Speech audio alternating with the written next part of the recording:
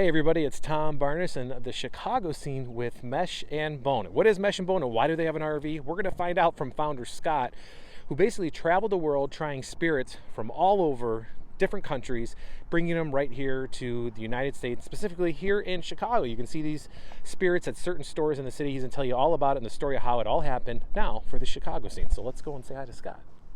All right, so there it is, Mesh and Bone, and it's in front of, I got to step back real quick. There's Scott in the background, but look at this giant RV. You got the Mesh and Bone, you got Scott, the RV. What does it all mean, Scott? You're the founder, owner, you're the whole thing here, so I thought I'd ask you. First of all, it's legal. Just as you see the RV, first thing, we're legal. Sure. We're a new spirits brand, and we started actually in Chicago, and we're all about discovery. And what you're going to see are 5 products from around the world that most likely you've never heard about. And the RV, what you see here, obviously inspired by Breaking Bad, but really it was our way of getting really good brand awareness, again, on products that most people have never tried.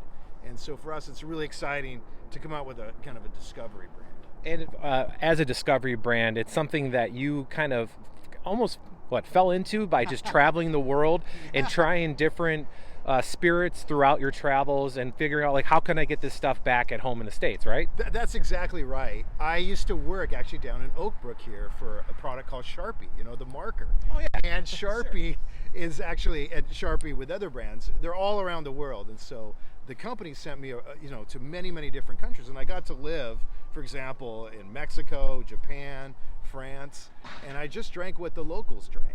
And which is the best way to really drink. I mean, right? Like, yeah. And it was really exciting. So what I was doing, coming back to the main office here in Oak Brook, I would bring bottles back to my friends.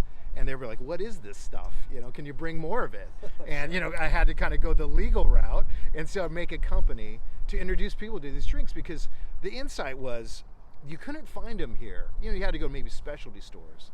But it was stuff they liked immediately.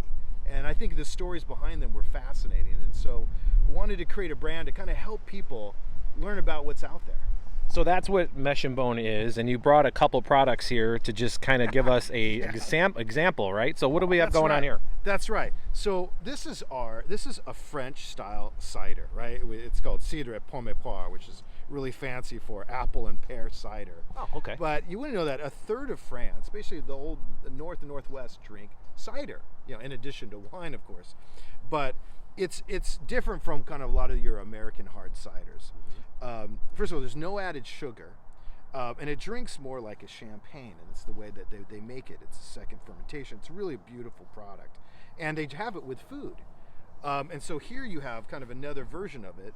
And for those that are big LaCroix water fans, they'll probably recognize Pamplemousse. Oh yeah, for sure. Everybody knows that. They did the hard work for us, which is pink grapefruit. So this is a pink grapefruit and apple blend. And you have it right on there, cider with pink grapefruit, That's and right. You got the alcohol content and the whole thing. That's right, and it's very sessionable. It's a low ABV, low alcohol, which means you can drink all day. Yeah. And not especially that as summer's coming up, why not? Not that we're advocating all day drinking, but if you are, and again, the French have it. I had it when I lived in France with food, and it was really interesting, to go to a French restaurant, and 70% of the menu was ciders, and they'll pair it with their foods. I have it with pizza, hot dogs, anything, anything salty. True Chicago in there. Yeah. All right, what else we have here? Okay, now this is the one that gets the most interest because it's the most, I would say, bizarre but amazing. This is Arakku. And Arakku, okay. Exactly. Let me tell you about this. It's from Sri Lanka. It's actually their national drink. And it's an amazing, so it's not a whiskey, it's not a rum, but it's something in between. But how they make it is unbelievable. So it's from the nectar of the flower on a coconut. So I was in Sri I had no idea. Yeah, I got to start that again.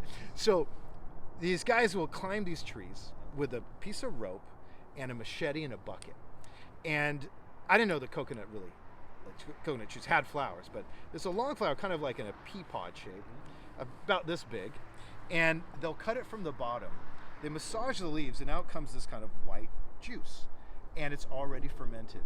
And this so all the hard work is already done. All the hard work. So they age this in a very special wood called halmilla wood, which is indigenous to the island of Sri Lanka. And this is aged 15 years. and it's a beautiful drink. So for those that like whiskey, but they don't like maybe the smokiness of whiskey or sometimes the harshness, or they don't like the sweetness of rum, this is a perfect one. I drink this. Sounds amazing. That's Arakku. Right. This next one What we got here? is very near and dear to me. So my family is originally from northern Mexico, and that's where this drink comes from. This is sotol. So it's not tequila, it's not mezcal. It comes from the sotol plant. And it's actually... Again, had no idea. Yeah, I'm half Mexican, I had no idea. Well, let me tell you My this. mom's gonna be disappointed. So this is, it's not agave, it's a cousin to agave. Okay. So it looks very similar to kind of the agave plant. But what makes it really interesting is that it takes 15 years to mature. And it's a very, very delicate plant. So it's hard to find. And it's probably why you can't find it in many places. But the taste is very exquisite. And it's very user-friendly. I say that to an audience that may not like very, very harsh agave-based drinks. But it's insanely smooth. Okay. And you can just drink this on the rocks. That's how. And obviously, you can have it as in addition to or in a replacement to a margarita called the Sotolarita. Ah, fantastic. Yeah, it's delicious. And last but not least, this is called shochu. So many people may have heard the term soju, which is from Korea. This is shochu, and this is from Japan. And it's actually their #1 drink. So most people know sake, which is rice-based. This is made from barley, and it drinks more like a vodka. So it's about 50 proof, and it's packing a little punch. Yeah, and it's clear. But what the Japanese love about it, it's that it's insanely smooth, and it goes so well with their food. So they eat sushi, of course, and a lot of seafood, but they eat a lot of chicken and they eat a lot of beef, and that's what this really goes well with. You just put it on the rocks, or maybe with some sparkling water. And I have it with a piece of melon, and it is absolutely fantastic. And the best part about Mesh and Bone is that you've scoured the world traveling to find some of these things that you can't really find in the States, and you started your business, and you got the Mesh and Bone label here, and that is kind of how you've opened the gateway for people here in the States to try stuff that maybe is just kind of hard to find here, right? Yeah, I really wanted to help out. I've worked with a lot of these small producers, and the one thing that I learned at working with like the Sharpie brand is the power of branding. I mean, Sharpie's it's a marker, right? Sure, but yeah. when you say Sharpie, people get excited, and I wanted to help kind of a lot of Americans, a lot of people in Chicago discover something new, and I knew that branding and kind of labels and things like this can help bring awareness, but it's very authentic. I put all my life savings in this, and it was a big risk going against big spirits brands, but I knew that no one else would do it in a way, because it's very risky to bring in unknown products from Sri Lanka, for example. Sure, yeah. I never had anything from Sri Lanka, so it's a good shot. I had a backpack. I mean, it looked really sketchy. I went to Whole Foods. I walked on their door. I went to Mariano's, and they were insanely accepting of it. And I think, especially in foods, they're looking for stuff that's new, right? And they want stuff that's authentic. And I think they saw this as a really good fit. So you can get this at Whole Foods, you can get it at Mariano's, we're at Target's. Or your website, right? That's right. Or you can buy direct from our website. Which is? And it's meshandbone.com. And we got a lot of cool stuff on there. And I just say it's really a family fair. We started our office right above Stan's Donuts in Wicker Park. And it's just been a blast. We're now in the West Loop. And people should look out for you guys coming up with festival season as things reopen, hopefully, right? That's right. Right now, at the very least, alone, there's no one around. At the very least, at your Instagram handle and Facebook, people can follow you there, right? That's definitely for sure.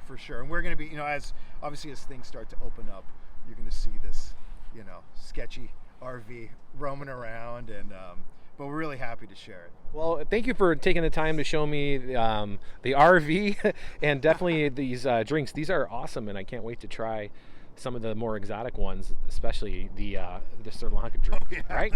All right. Take care, man. Thanks a lot. Thanks. All right, that's the story of Mesh and Bone, T-B-A-R-N-A-S at WGNTV.com. That's T-Barnes at WGNTV.com if you have a suggestion for the Chicago scene. Until then, I'll see you later. Thanks.